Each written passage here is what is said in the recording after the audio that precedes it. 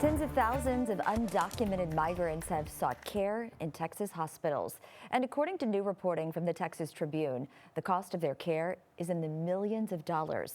A state employee testified before lawmakers late Monday.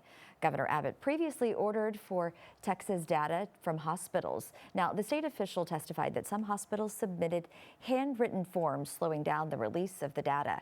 Lawmakers are now considering a bill to make the reporting from hospitals permanent. The U.S. Supreme Court has temporarily halted the deportation of Venezuelans detained in northern Texas under a controversial 18th century wartime law. The court's order stops the Trump administration from removing Venezuelans held at the Bluebonnet Detention Center following an emergency appeal by the American Civil Liberties Union. The group argued immigrants officials plan to deport dozens without due process, potentially to El Salvador's notorious prisons. The administration claims the Venezuelans are gang members, a charge the ACLU disputes. At the Capitol, a bill to legalize fentanyl testing strips in Texas is advancing. There being 145 ayes and 0 nays, House Bill 1644 is passed to engrossment. The Texas House gave unanimous initial approval to House Bill 1644 yesterday. It would change state laws so that those strips are no longer classified as drug paraphernalia.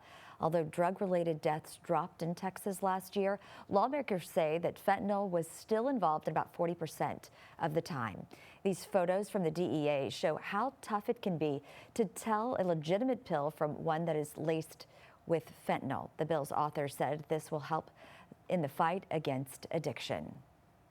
Members, I want to be clear, this does not mean that we are for legalizing drugs. This does not mean that we want people to be able to use drugs to their heart's content safely. I want every person in Texas who's struggling with addiction to get the help that they need, but I can't fix that if they're dead. HB 1644 needs one more vote in the House before it heads to the Senate, and that's where a similar bill stalled during the last session. Well, just a reminder, early voting is